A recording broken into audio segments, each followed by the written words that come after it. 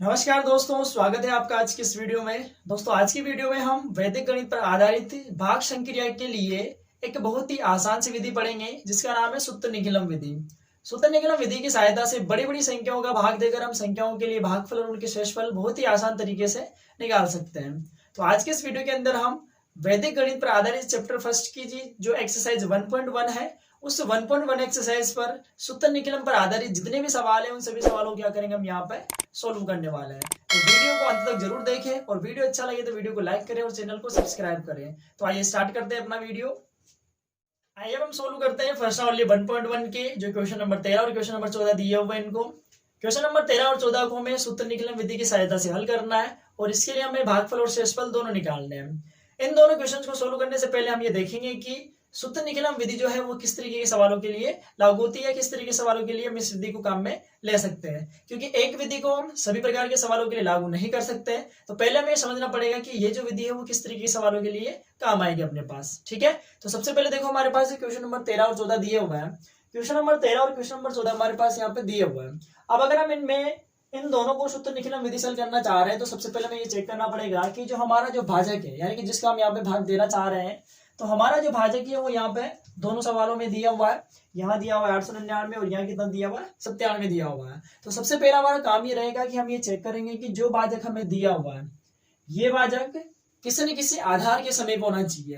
अब वैदिक गणित के लिए जब हम आधार की बात करते हैं तो आधार हम या तो 10 लेते हैं या फिर हम 100 लेते हैं या फिर हम कितना लेते हैं 1000 लेते हैं। ठीक है, तो हम सबसे पहले चेक ये करेंगे कि जो हमारा भाजक होगा यानी जिसका हमें भाग देना है वो जो भाजक है वो या तो 10 के समीप या 100 के समीप या फिर किसके समीप आना चाहिए 1000 के समीप आना चाहिए। ठीक, लेकिन ये जो भाजक रहेगा हमारा, ये जो आधार हम मानेंगे यहाँ पे उस आधार से क्या होना चाहिए, छोटा होना चाहिए यहाँ पे। ठीक है, जैसे मान लो हमारे पास कितना है 899। अब 899 किस आधार के समीप आता है, 100 के समीप तो आएगा नहीं क्योंकि 100 तो काफी बड़ा है। 1000 के समीप आएगा लेकिन 1000 से क्या होना चाहिए, ये छोटा होना चाहिए। ठीक है, सेकंड वाले में अगर देखेंगे तो यहाँ कितना 97 97 के लिए हम आधार कितना मानेंगे 100 और 100 मानेंगे तो ये 100 से छोटा है। इसका मतलब 97 क्या है 100 से छोटा है, यानी कि आधार से क्या हमारे पास ये छोटा दिया हुआ है। ठीक है, तो सबसे पहला काम हम क्या करेंगे, यहाँ पे भाजक को नोट करेंगे, भाजक को चेक करेंगे कि जो भाजक हमें दिया हुआ है उसके लिए आधार कितना है और वो भाजक आधार से छोटा है या नहीं है हमारे पास। ठीक है, तो पहले हम इस क्वेश्चन को सोल्व करते हैं। क्वेश्चन नंबर 13 को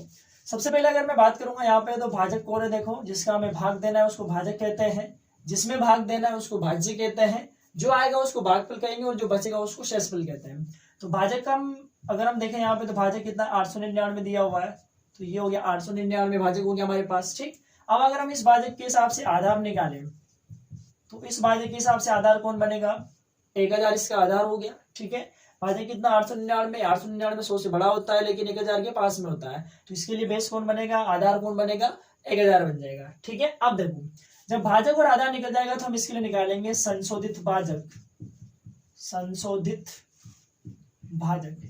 ठीक है, जब इसके लिए आधार और भाजक दोनों निकल जाएंगे तो हम निकालेंगे संशोधित भाजक। और संशोधित भाजक निकालने के लिए हम क्या करेंगे, यहाँ पे आधार में से जो हमारा भाजक दिया होगा इस भाजक को क्या कर देंगे हम माइनस कर देंगे। तो ये भाजक 1000 माइनस उसमें से हमने कितना कर दिया 899 और कितना बचा 111 बच जाएगा। ठीक, तो ये पहला काम कंप्लीट होता है, यानी कि सूत्र निकलम विधि के लिए हम भाजक को चेक कर लेंगे। भाजक जो है वो आधार से छोटा है लेकिन आधार मिल गया हमें 1000 के पास में, और हमने इसके लिए फिर निकाल लिया संशोधित भाजक जिसका सूत्र में याद रखना है, आधार में से भाजक को घटा दो और घटाएंगे तो कितना आएगा 111 आएगा। तो ये पहला काम कंप्लीट हो गया। अब हम क्या करेंगे, देखो सूत्र निकलम विधि के लिए सवाल के 3 कॉलम बनाते हैं। सवाल के हम 3 खंड बनाएंगे, जिसमें पहला खंड हो जाएगा, ये दूसरा खंड हो जाएगा और ये बाद में जाएगा इसका तीसरा खंड हो जाएगा। ठीक, तो सूत्र निकलम विधि के लिए हम सवाल के कितने खंड बनाएंगे 3 खंड बना देंगे। हमने 3 खंड बना दिए यहाँ पे। अब लिखना कैसे, देखो सबसे पहले खंड में तो हम सबसे ऊपर लिखेंगे जो भाजक दिया हुआ है। ठीक है, सबसे पहला जो खंड होता है उसमें सबसे ऊपर लिखेंगे हम जो हमारा भाजक है। तो भाजक को हमने सबसे ऊपर लिख दिया क्योंकि भाजक का ये भाग देना है और भाजक को हम क्या करेंगे सबसे ऊपर लिख देंगे।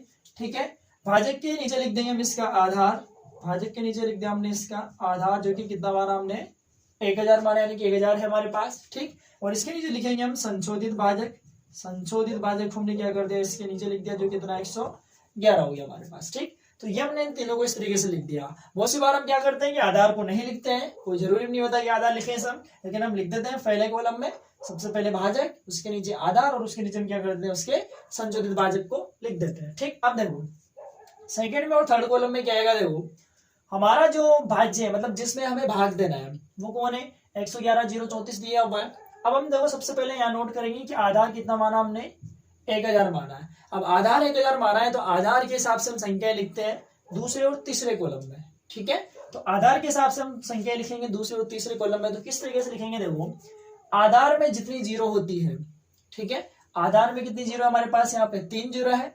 तो जो भाज्य होता है यानी जिसमें हमें भाग देना होता है उसके 3 अंक तो लास्ट वाले कॉलम में और बाकी बचेंगे जिनको हम दूसरे कॉलम में लिखेंगे। ठीक है, यानी कि जितनी आधार में जीरो उतनी संख्या है लास्ट कॉलम में और बाकी बचे भी दूसरे कॉलम में। किस तरीके से, देखो हमारे पास बचा है 1 2 3 जीरो, तो पीछे से 1 2 3 मतलब ये संख्या है तो तीसरे कॉलम में आ जाएगी और बाकी जो बचेगी उसको हम दूसरे कॉलम में लिख देंगे।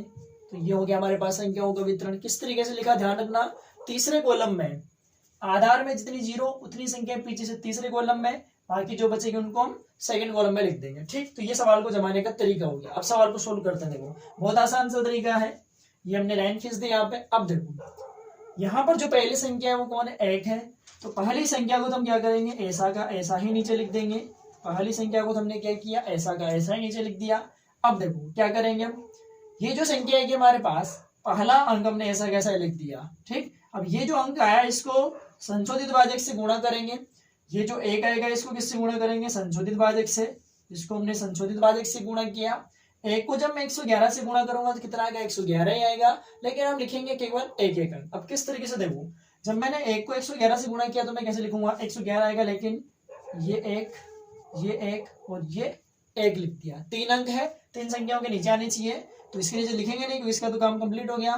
फिर हमने जब 1 को इससे गुणा किया 111 तो 1 1 और 1 लिख दिया। ठीक है, तो ये काम कंप्लीट हो गया। अब दूसरा देखो, इसको नीचे जोड़ के लिख देंगे, 1 + 1 कितना हो गया, 2। ठीक, अब ये जो 2 आ रहा है इसको वापस किससे गुणा करेंगे, 111 से। 2 को जब 111 से गुणा करेंगे तो 222, तो ये लिखेंगे 2 2 2। ठीक है, ये दूसरा काम कंप्लीट हो गया। तीसरा हम क्या करेंगे, इन तीनों को भी जोड़ दो, इन तीनों संख्याओं को जोड़ेंगे, कितना आएगा, 4। और 4 से जब वापस 111 को गुणा करेंगे तो ये आएगा। अब यहाँ पे संख्या कंप्लीट हो गई, यहाँ लिखेंगे 8 8 और ये 8, सॉरी 4 को जब 111 से गुणा करेंगे, 4 को जब 111 से गुणा करेंगे तो ये आएगा 4 4 और 4 हो जाएगा। ठीक है, तो ये हमने लिख दिया। ठीक, अब देखो इनको जोड़ के लिख दो, 4 और 4 कितने हो गए, 8, 3 और 2 5 और 4 कितने हो गए, 9, और ये हो गया 4 और 2 6 और 1 कितना हो गया, 7 हो गया। ठीक है, तो ये हमारा सवाल कंप्लीट हो गया। ठीक, बहुत आसान सा सवाल था। हमने क्या किया, 1 को ऐसा कैसा, 1 को जब 111 से गुणा करेंगे 111 आएगा तो 1 1 1 लिख दिया, फिर इन दोनों को जोड़ के लिख दिया। ठीक, अब 2 को वापस 111 से गुणा करेंगे 2 2 2 आ जाएगा, फिर इनको जोड़ा 4 4 को वापस 111 से करेंगे 4 4 4 लिख दिया अपन ने, इनको जोड़ दिया।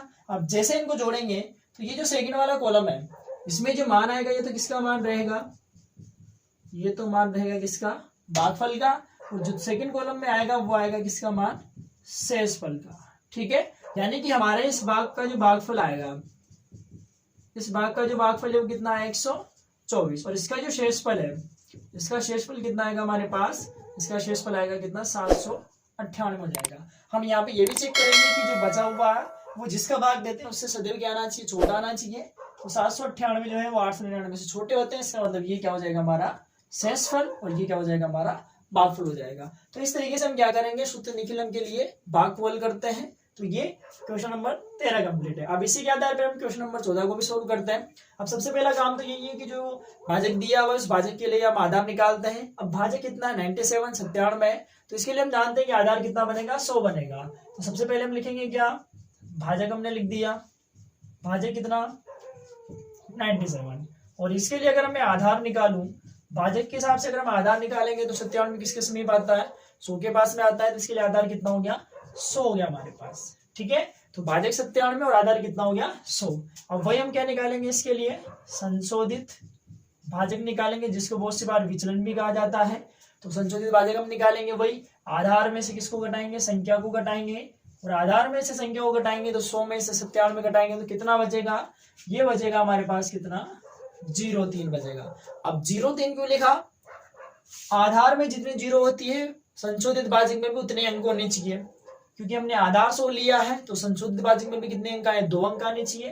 तो तो हमने 100 में से जब 97 घटाया तो कितना बचना चाहिए हमारे पास, 0, 3 बचना चाहिए। अगर हम इसको 3 ही लिख देंगे तो फिर हमारा सवाल गलत हो जाएगा। ठीक है, तो ये हमने संशोधित भाज्य निकाल लिया। अब वही सवाल के कितने कॉलम बनाएंगे, 3 कॉलम बनाएंगे हम।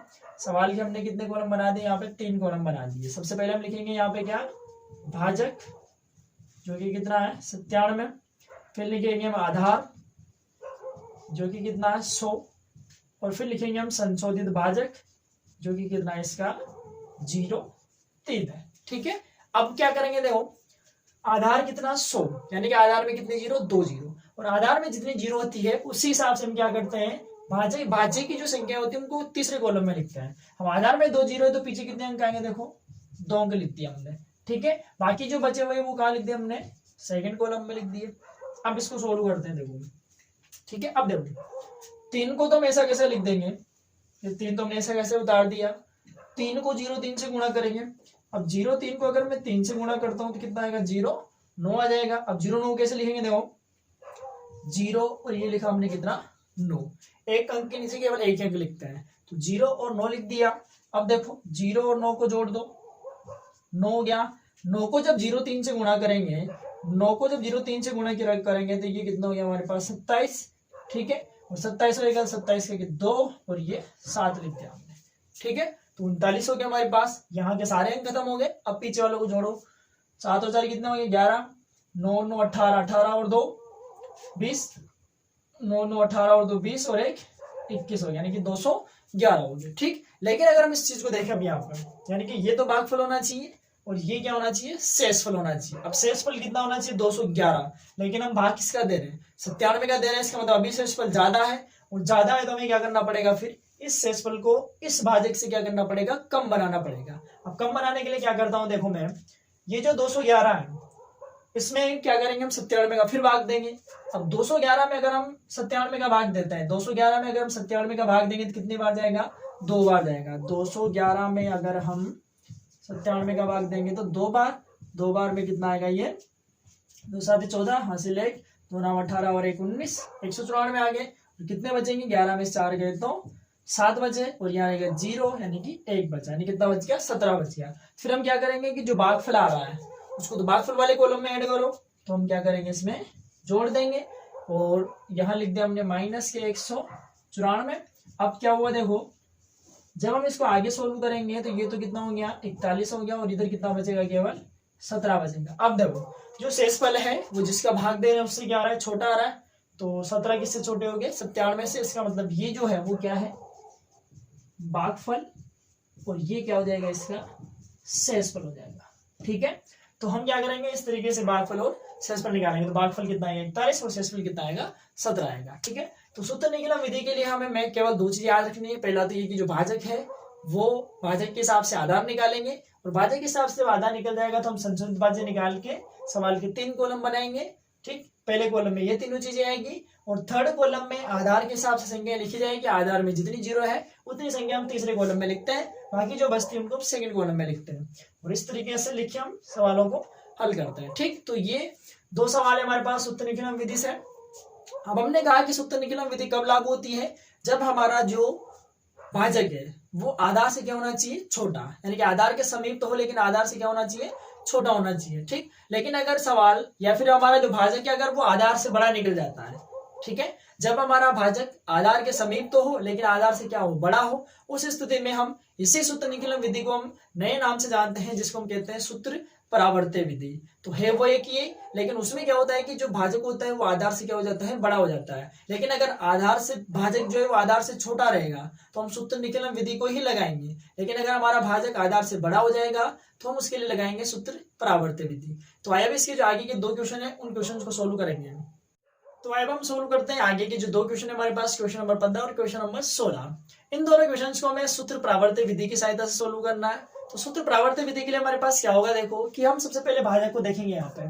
तो इस क्वेश्चन के अंदर जो भाजक दिया है वो कितना 97 है, और 97 के हिसाब से अगर हम बेस की बात करें, आधार की बात करेंगे, तो इसके लिए आधार कितना बनेगा, 100 बनेगा, और आधार 100 बनेगा तो इसका जो भाजक है वो भाजक किससे छोटा है, आधार से छोटा है, और आधार से छोटा है। इसका मतलब इस क्वेश्चन को हम क्या करेंगे, सूत्र निकलन विधि से ही क्या करेंगे, हम यहाँ पे हल करेंगे, ठीक है। क्योंकि हमने पहले क्या रखा है कि जो भाजक होता है अगर वो बेस के पास में हो, बेस के आसपास हो, आधार के समीप में हो, लेकिन अगर आधार से छोटा हो तो उसके लिए हम सूत्र निखिलम विधि लगाते हैं। लेकिन अगर हमारा जो आधार मतलब भाजक है वो अगर बेस से बड़ा हो जाता है, जैसे मान लो इसके लिए आधार कितना लेना पड़ेगा, 100 ही लेना पड़ेगा, लेकिन ये आधार से क्या बड़ा है, इस स्थिति में हम क्या करेंगे, इसके लिए सूत्र परावर्ती विधि को काम में लेंगे, ठीक है। यानी कि ये जो क्वेश्चन नंबर 15 दिया हुआ है इसको हम सूत्र परावर्ती से नहीं करेंगे, इसको हम सूत्र निखिलम विधि की सहायता से ही हल करेंगे, क्योंकि यहाँ पर हमारा जो भाजक है वो आधार से छोटा दिया हुआ है, ठीक है। तो आइए सोल्व करते हैं इसको। देखो बहुत आसान है। सबसे पहले हम बात करेंगे भाजक की। तो भाजक कितना है हमारा, देखो भाजक दिया हुआ है कितना, 97, और भाजक 97 है तो इसके लिए हम आधार कितना बनाएंगे, देखो आधार क्या बनेगा, 100 ही बनेगा, क्योंकि ये भी किसके समीप आ रहा है, 100 के समीप आ रहा है और 100 से कम है। यानी कि सवाल को हम सूत्र परावर्ती से नहीं हल करेंगे, इसको हम हल करेंगे किसकी सहायता से, सूत्र निखिलम की सहायता से, ठीक है। तो देखो अब हम निकालेंगे इसके लिए संशोधित भाजक। अब हमने निकाला इसके लिए संशोधित भाजक, यानी कि आधार में से भाजक को ही माइनस करेंगे और कितना बचेगा, 0,3। इसमें हम यहाँ पे 3 नहीं लिखेंगे, हम लिखेंगे 0,3, क्योंकि आधार कितना लिया हमने, 100 लिया, ठीक। अब वही सवाल के कितने कॉलम बनेंगे, सवाल के हमने बना दिए 3 कॉलम। पहले कॉलम में लिख दिया हमने क्या, भाजक जो कि कितना है 97, फिर लिख दिया हमने क्या, आधार जो कितना है 100, और तीसरा हमने लिख दिया संशोधित भाजक जो कितना है हमारे पास 0,3 है, ठीक। अब देखो तीसरे कॉलम में वही आधार में जितनी 0 उतनी संख्या तीसरे कॉलम में लिखते हैं, और बाकी बची हुई सारी संख्या हम किस में लिख देते हैं, दूसरे कॉलम में लिख देते हैं, ठीक। तो ये लिख दिया हमने। अब देखो वही पहले वाला तरीका, 2 को ऐसा कैसे उतार देंगे, उतार दिया हमने, 2 को 0,3 से गुणा करेंगे तो 0 कितना आ जाएगा, 6 आ जाएगा, ठीक। फिर हमने वापस 1 को ऐसा कैसा ही उतार दिया, 1 को 0,3 से गुणा करेंगे तो वापस कितना आएगा, 0,3 ही आएगा। 3 और 2 कितने हो गए, 5, 6 और 1 कितना हो गया, 7 हो गया, ठीक। अब देखो ये जो बचा हुआ है वो 97 में से छोटा है, इसका मतलब ये तो क्या है भागफल, और ये क्या हो जाएगा हमारा शेषफल हो जाएगा। तो इस तरीके से हम क्या कर सकते हैं, भागफल और शेषफल निकाल सकते हैं, ठीक। अगला क्वेश्चन देखो, अगला क्वेश्चन नंबर है क्वेश्चन नंबर 16। इसमें क्या है कि हमारे पास जो भाजक है वो आधार से बड़ा हो गया। अब भाजक आधार से बड़ा हो गया तो किससे हल करेंगे इसको, सूत्र परावर्ती से विधि से। लेकिन सूत्र परावर्ती भी कुछ भी नहीं है, सूत्र निखिलम में होती है। बस यहाँ पर हम क्या करेंगे, उसको उसी तरीके से सॉल्व करेंगे। बस हमारा संशोधित भाजक जो है वो किस में आ जाएगा, माइनस में आएगा, और माइनस में आएगा तो उसके लिए हम निकालेंगे परावर्ती अंक। अब कैसे देखो, सबसे पहले हमने लिखा है यहाँ पे भाजक जो कि कितना 131। 131 के लिए अगर हम आधार निकालेंगे तो चूंकि ये भी 100 के आसपास है तो इसके लिए भी आधार कितना आएगा, 100 आने वाला है हमारे पास, ठीक। तो आधार कितना हो गया, 100। अब देखो अब हम निकालते हैं संशोधित भाजक। संशोधित भाजक में से क्या करेंगे, वही आधार में से क्या घटाएंगे, भाजक को घटाएंगे, लेकिन यहाँ कितना बचेगा, माइनस का 31 बचेगा। अब हम निकालेंगे इसके लिए परावर्ते अंक। परावर्ते अंक क्या होंगे, देखो कि ये जो माइनस लगा हुआ है ये माइनस हम क्या करेंगे, दोनों के साथ लिखेंगे अलग अलग। तो हम लिखेंगे -3 और -1, ठीक। लेकिन हम एक काम करते हैं कि इस माइनस को यहाँ नहीं लिखें, क्योंकि माइनस लिखा हुआ है, 3 के आगे माइनस है और 1 के आगे माइनस है, तो इस माइनस को हम आगे नहीं लिखे, ऐसे भी लिख सकते हैं 3 और 1 दोनों के ऊपर। तो 3 ऊपर हो गया, 3 के ऊपर भी माइनस है और 1 के ऊपर भी क्या है, माइनस, यानी कि दोनों संख्या किसकी है, माइनस की, ठीक। अब पहले की जैसे जमाते हैं देखो निखिलम की तरह हम क्या करेंगे, सवाल के वही 3 कॉलम बनाएंगे। हमने सवाल के कितने कॉलम बना दिए, 3 कॉलम बना दिए। पहले कॉलम में वही आएगा हमारे पास भाजक कितना 131 है, फिर आधार देख लो, आधार कितना 100 हो गया। अब हम यहाँ लिखेंगे परावर्ते अंक, बाकी कोई चेंज नहीं है, क्योंकि यहाँ पर हमने परावर्ते अंक निकाले हैं, -3 और माइनस का 1 हमारे पास क्या हो गया, परावर्ते अंक हो गया, ठीक। आधार में कितनी 0, 2 0, तो लास्ट वाले कॉलम में केवल 2 संख्या है, बाकी बची हुई तीसरे कॉलम में, सेकंड कॉलम में, ठीक है। ये लिख दिया हमने। अब वही देखो पहली संख्या को हम ऐसा कैसे लिख देंगे, तो पहली संख्या हमने ऐसा कैसे लिख दी, 1 को -3 और -1 से गुणा करेंगे तो -3 और -1 हो गया, ठीक है। अब देखो नीचे लिखो, ये 3 प्लस का 3 माइनस का कितना बचा, 0 बच गया, ठीक। 0 को इससे गुणा करेंगे तो ये भी 0 और ये भी क्या हो जाएगा 0, 2 अंक आएंगे 0 0। अब इसको जोड़ के नीचे लिख दो, 3 में से 1 घटाए तो कितना बचा 2, और 2 को जब इससे गुणा करेंगे तो -6 और -2 बच जाएंगे, ठीक है।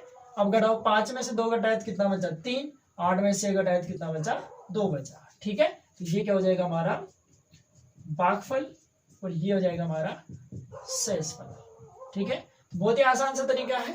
और बहुत ही आसान तरीके से हम क्या कर सकते हैं, संख्याओं का भाग देके भागफल और शेषफल निकाल सकते हैं। बस हमें याद होना चाहिए कि सूत्र निकलन विधि किस तरीके से लागू होती है या फिर किन सवालों पे हम इस विधि को लागू कर सकते हैं। ठीक है, तो इस तरीके से हम क्या करेंगे, सी क्वेश्चन नंबर 15 और क्वेश्चन नंबर 16 को सोल्व करेंगे यहाँ पे।